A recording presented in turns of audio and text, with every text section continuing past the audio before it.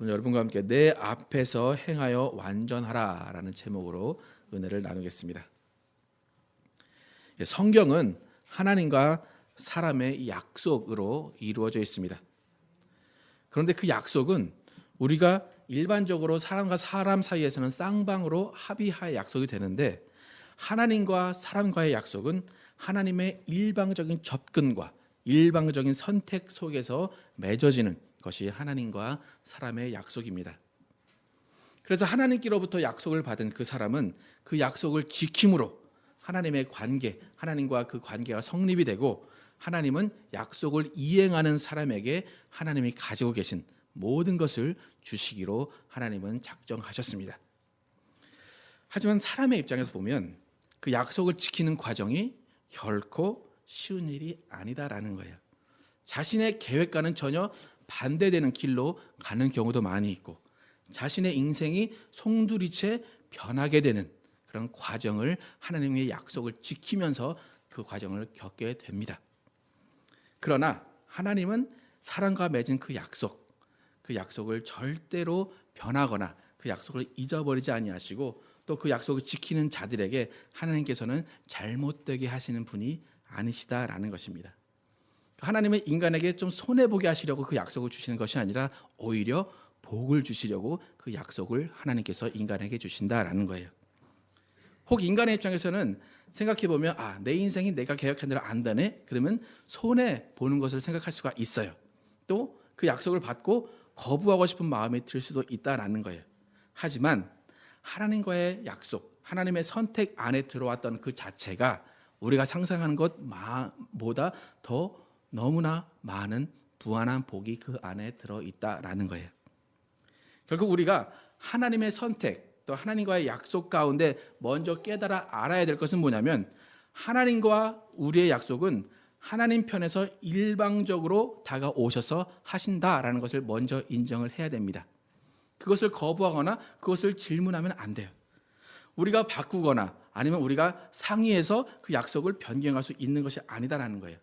우리가 따져보고 우리가 괜찮으면 약속합시다. 그것이 아니라 일방적으로 우리에게 주어진 약속은 우리가 받아들여야 된다라는 거예요. 그것이 하나님의 계획이고 그것이 하나님의 뜻이다라는 거예요. 우리가 하나님과 약속을 생각할 때 반드시 선행되어야 되는 것은 뭐냐면, 하나님의 약속, 하나님의 말씀에는 하나님의 자존심이 들어있고 하나님의 복이 담겨 있다라는 거예요. 그렇기 때문에 하나님은 하나님 자신을 위해서 그 약속을 이루시는 분이지 우리를 위해서 그 약속을 이루시는 분이 아니다라는 거예요. 우리는 하나님과 약속을 해요. 그러면 그 약속 가운데 하나님 나에게 뭘 주실 거예요? 먼저 생각해요. 근데 그것이 아니라 하나님은 내가 원하는 것을 먼저 해라. 네가 순종하면 네가 내게 있는 복을 받으리라 하시는 것이 하나님의 약속이다라는 거예요. 세상은 운명이라는 말을 사용합니다. 이 세상에 태어나는 것도 운명이다라고 말하고, 세상에 벌어지는 모든 기쁘고 슬픈 일들을 운명으로 받아들이면서 세상의 흐름에 순응을 합니다. 그러니까 세상은 이렇게 운명이라고 말하고 운명에 적용하는 것들에 대해서 기독교에서는 하나님의 섭리 또는 하나님의 견인이라고 이야기를 합니다. 그러니까 신학적인 입장으로는 여러 가지 이제 좀 틀린 점이 많이 있어요. 각 교단이 주장하는 것이 틀린 점이 많이 있는데, 기본적으로 하나님의 섭리와 하나님의 견인이라는 것은 1차적으로 하나님의 일방적인 선택에 의해서 이루어진다라는 거예요. 집에 이제 혼자 있으면 안 되는 나이의 아이들이 있죠. 그 아이들은 엄마가 하루에 약속이 몇 개 있는가에 따라서 그 아이들도 하루에 약속이 몇 개 잡혀 있는가가 정해져요. 그죠? 아이들도 덩달아 바빠요. 집에 혼자 쉬고 싶은 아이들도 있을 거예요. 그런데 엄마가 바쁘시면 아이도 같이 나가셔야 돼요. 그죠? 하나님의 섭리와 견인은 하나님의 스케줄과 하나님의 방법에 의해서 이루어진다라는 거예요. 때로는 엄마 따라가기 싫어서 우는 아이들이 있죠. 그죠? 떼쓰는 아이 있죠. 그래도 엄마는 굳건하게 엄마의 약속을 지키러 나갑니다. 그죠? 불순종해도 결국엔 울면서 따라가게 돼요. 그렇게 하나님은 사람들을 견인하시고 섭리하시는데 일방적이세요. 하지만 일방적이시긴 하지만 그와 동시에 또 친절히 설명을 해주시고 또 그에 따르는 복을 우리에게 약속해 주신다라는 거예요. 하나님은 신실하신 분이세요. 하나님은 사랑이시기 때문에 하나님의 섭리와 하나님의 일에 사용되어진 사람은 그냥 내어버려 두지 않는다라는 거예요. 그의 인생을 책임져 주시고 그의 자녀들까지 책임져 주신다라는 거예요. 하나님의 복은 자손 대대로 만대로 이어진다라고 그래요. 여러분, 사자성어 중에 우리가 많이 쓰는 말 중에 토사구팽이라는 말이 있죠. 그 말은 교활한 토끼를 사냥하고 나면 좋은 개는 잡아먹는다라는 거예요. 또 하늘 높이 나는 새를 잡은 좋은 활, 그 활은 잡고 나면 창고에 또 그냥 놔둔다라는 거예요. 또 적국을 쳐부수고 나면 그 장수는 버림을 받는다라는 것이 토사구팽이에요. 세상은 서로를 이용하기에 바빠요. 서로에게 이익을 얻었으면 그냥 잊어버리는 것이 세상이에요. 그냥 모른 척하는 것이 세상이에요. 하지만 하나님은 하나님의 약속을 지키고 하나님의 계명을 지키는 자들에게 그 약속하신 복을 반드시 주시는 분이시다라는 거예요. 생각을 해보세요. 사실 창조주이신 분께서 인간의 의지, 인간의 의견 무시하셔도 상관없어요. 그죠? 약속하신 것 이행하지 않아도 충분히 자신의 일을 이루어 가실 수 있어요. 하지만 하나님이 왜 약속한 것을 인간에게 이루어 주시고 하나님께서 주시고자 하는 복을 인간에게 주시는 것인가 하면 하나님은 우리보다 하나님이 가지고 계신 복을 더 주고 싶어 하시는 분이시기 때문이다라는 거예요.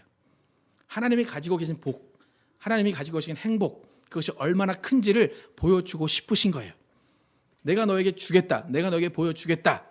그러니까 너희는 내 말을 들어라.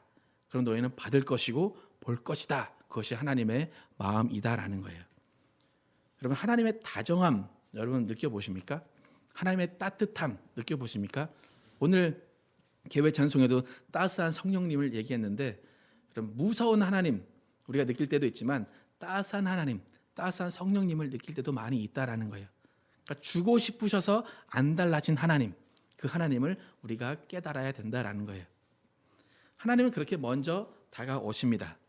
그런데 사실 인간은 그 하나님께서 먼저 다가오셔서 약속하시고 베풀어 주시겠다라고 하는 그것을 잘 실감하지 못하고 믿지 못할 때가 많이 있어요.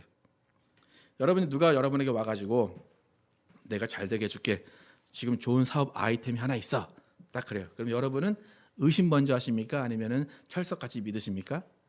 대부분이 의심 먼저 하시겠죠. 예.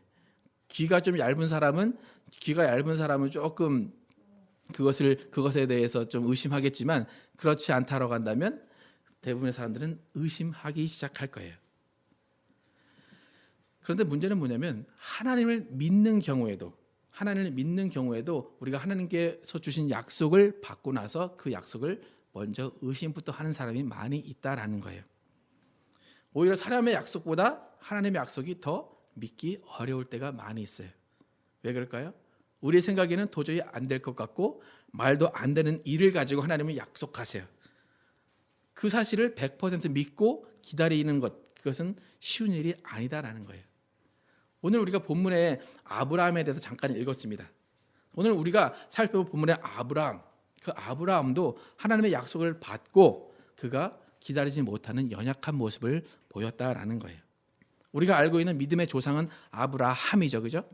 근데 오늘 우리가 살펴볼 사람은 아브람이에요. 그러니까 아브라함이 되기 전에 아브람의 모습을 한번 살펴보겠습니다.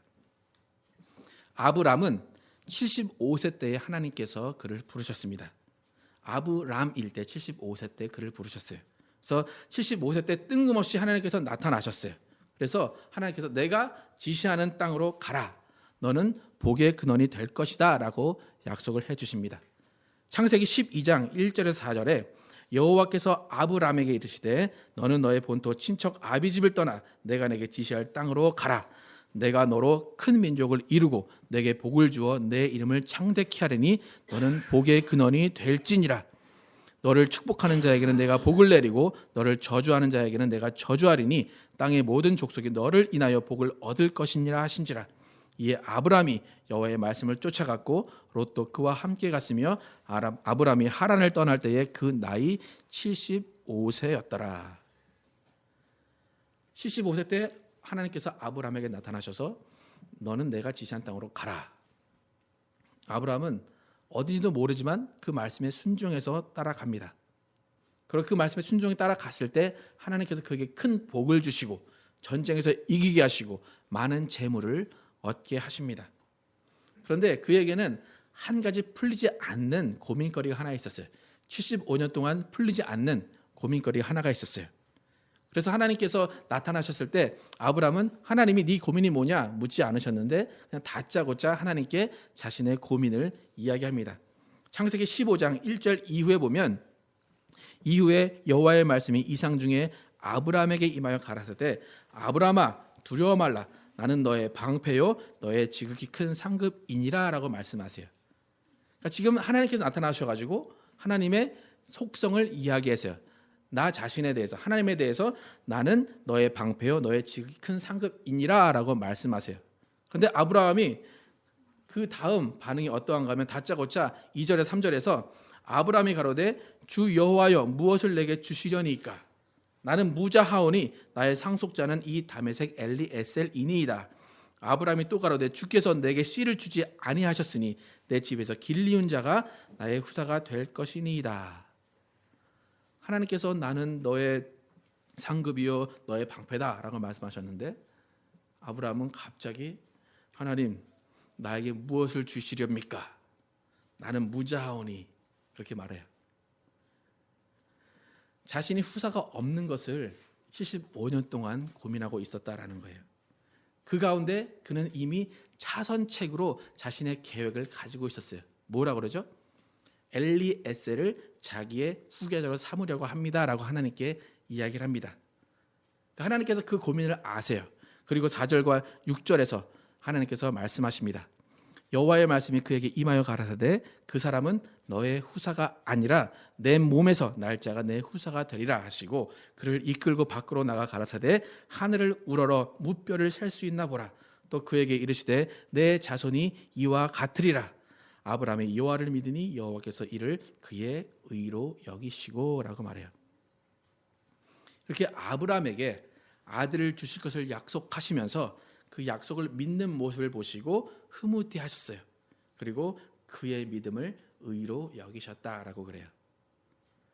그래서 아브라함이 75세 때 부름을 받았어요. 그리고 아브라함이 하나님께서 가라고 하신 가나안 땅으로 갔어요.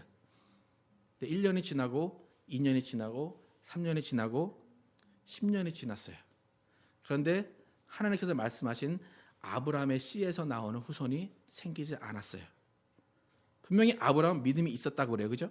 하나님께서 그 믿음을 의로 여기셨다라고 하는 것을 보면 아브라함이 얼마나 그 믿음을 충실했는가를 알 수가 있어요.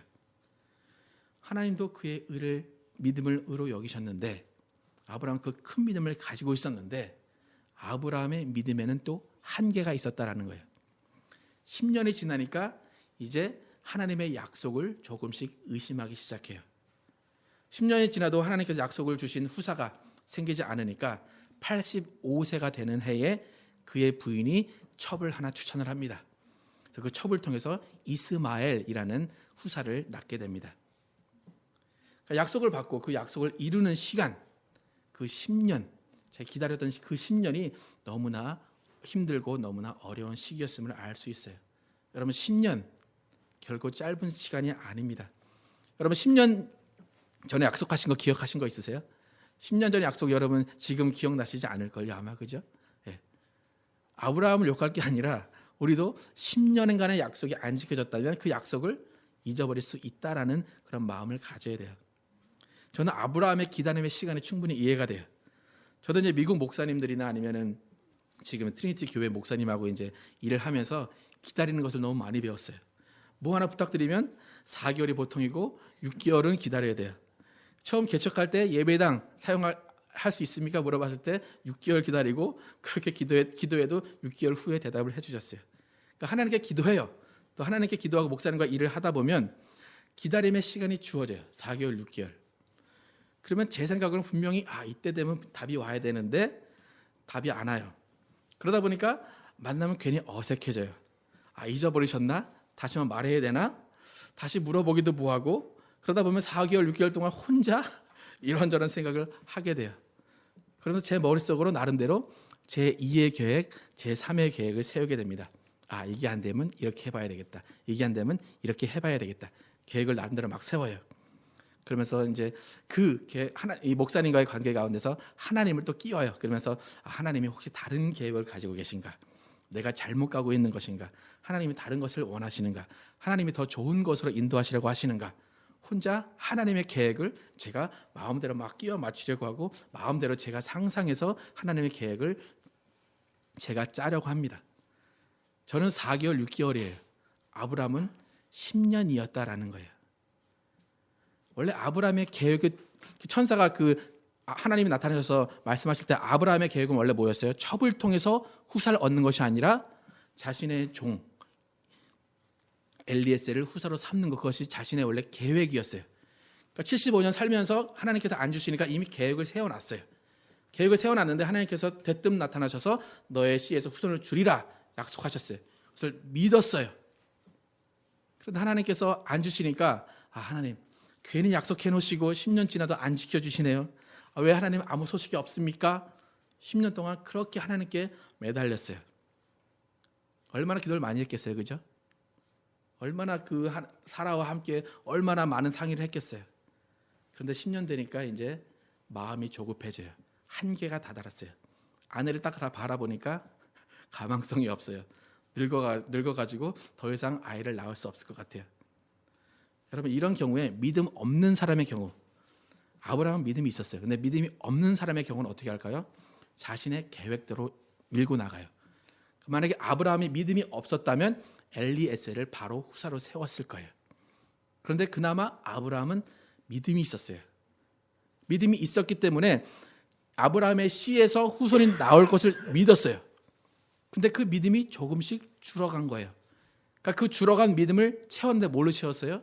자신의 방법으로 채워 넣었다라는 거예요. 하나님은 나의 씨에서 후손을 주신다고 했지. 근데 하나님이 잊어버리셨나 봐.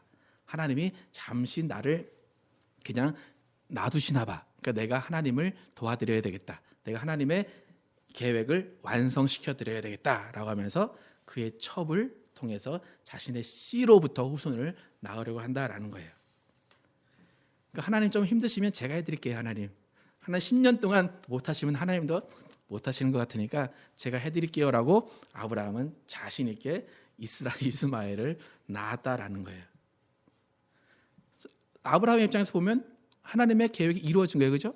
자신의 씨에서 나왔으니까 하나님의 계획이 흐트러진 게 아니다라는 거예요. 그런데 이스마엘을 낳고 그가 하나님이 나를 통해 약속을 이루셨다 생각하는 그때에 하나님은 아직도 계획을 이루지 않으셨다라는 거예요. 하나님의 계획은 그것이 아니었다라는 거예요. 하나님의 계획은 반드시 사라를 통해서 아브라함의 씨의 후손을 낳으시려고 하셨다라는 거예요. 우리 가운데 믿음이 있다라고 하는 사람들이 종종 하는 실수가 바로 이거예요. 하나님의 말씀과 약속은 알아요. 저버릴 수는 없어요. 그런데 앞을 보니까 깜깜해요. 하나님은 응답하지 않으세요. 그러니까 결국 믿음이 있다고 하는 사람들은 자신의 계획과 하나님의 계획, 약속을 짬뽕시켜버려요. 그래서 자신이 일을 해놓고 하나님이 일하신 것으로 착각하는 경우가 많이 있다라는 거예요. 하지만 그렇게 되면 일은 이루어졌을지 몰라도 그 후에 많은 문제가 생기게 되고 하나님의 계획과는 전혀 다른 이상한 일들이 생기게 된다라는 거예요. 그로부터 분란이 생기고 그로부터 충돌이 생길 수밖에 없다라는 거예요. 하나님은 아브라함이 이스마엘을 낳은 후에 13년이 지난 후에야 다시 한번 아브라함에게 나타나십니다. 그때 아브라함이 99세예요. 그래서 오늘 17장 1절에 우리가 읽은 본문의 말씀을 하나님께서 하십니다. 같이 한번 읽겠습니다. 시작. 아브라함의 99세 때에 여호와께서 아브라함에게 나타나서 그에게 이르시되 나는 전능한 하나님이라 너는 내 앞에서 행하여 완전하라. 여러분 이 말씀을 어떻게 받아들이세요? 나는 전능한 하나님이라. 이 말이 아브라함을 통해서 따뜻한 말씀으로 하셨을까요? 아니면 아브라함이 듣기에 무서운 말씀이셨을까요? 우리가 잘 아는 엘샤다이의 하나님이에요. 이 말은 뭐냐면 아브라함아, 네가 나의 계획 안 도와줘도 된다. 내일은 내가 알아서 한다. 너는 그냥 기다리고 순종하면 된다라는 거예요. 이게 절대로 따뜻한 음성이 아니다라는 거예요. 전능하신 하나님이다. 너는 왜 나를 못 믿냐 그거예요. 나 전능한 하나님이 내 일을 하려고 하는데 너는 왜 내 일에 네가 끼어들어서 네 일을 하려고 하느냐라고 하나님께서는 말씀하신다라는 거예요. 그리고 바로 이어서 뭐라고 말씀하세요? 내 앞에서 행하여 완전하라 라고 말씀하세요. 여러분, 인간은 완전할 수 없어요. 하지만 이 말씀은 무엇인가 하면 하나님의 말씀이 이루어지기까지 완전하게 인내하라라는 거예요. 완전하게 복종하라라는 거예요. 어설프게 너의 것을 섞어서 행하지 말라라는 거예요. 내 앞에서 행하여 완전하라. 여러분, 이 말을 들은 아브라함 어떻을까요? 13년 전에 낳은 이스마엘 딱 쳐다봤어요. 얼마나 민망했을까요? 아, 저가 하나님의 전능함으로 태어난 자가 아니구나. 아브라함은 그것을 느꼈을 거예요. 정말 아브라함은 쥐구멍이라도 들어가고 싶었을 것 같아요. 하나님은 아브라함이 100세에 보게 될 아들을 25년 전 75세 때 말씀하셨어요. 하나님은 25년 동안 그 약속을 잊지 않고 계셨어요. 하나님은 일을 하고 계셨어요. 하지만 아브라함은 그 약속을 잊고 있었다라는 거예요. 25년 후에 일어날 일이라는 것을 전혀 상상할 수가 없었다라는 거예요. 그 마음까지는 최고 10년이구나. 최고 10년은 내가 기다릴 수 있다. 하나님은 그것이 아니에요. 너는 내 앞에서 완전히 행하라. 행하게 완전히 행하라. 완전하게 기다리라는 거예요. 이루어질 때까지 온전히 기다리라는 거예요. 히브리서 10장 36절에 너희에게 인내가 필요함은 너희가 하나님의 뜻을 행한 후에 약속을 받기 위함이라 라고 말하고 있어요. 약속이 이루는 것을 보기 위해서는 하나님의 뜻에 행하면서 인내하는 신앙이 필요하다라는 거예요. 그런데 아브라함은 인내하지 못하고 자신의 뜻대로 하나님의 약속을 이행해 버렸다라는 거예요. 그리고 그의 마음에 25년 동안 하나님을 대하는 태도가 바뀌었어요. 아브라함이 99세 때에 하나님을 만났어요. 근데 그 하나님을 대하는 태도, 그 태도가 어땠는가 다시 한번 우리가 살펴보겠습니다. 창세기 17장 17절과 18절 우리가 함께 읽어보겠습니다. 시작.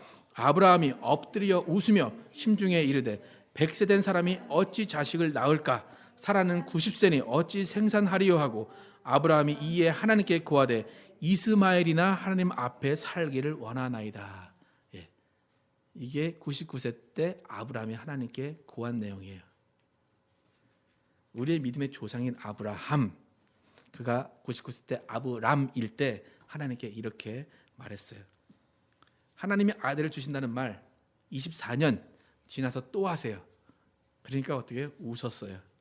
24년 전에 그런 말 또 하셨는데 그러면서 웃었어요. 무슨 의미일까요? 하나님 이미 끝난 얘기입니다. 하나님 저기 이스마엘 있지 않습니까? 하나님의 계획대로 난 이스마엘 있습니다.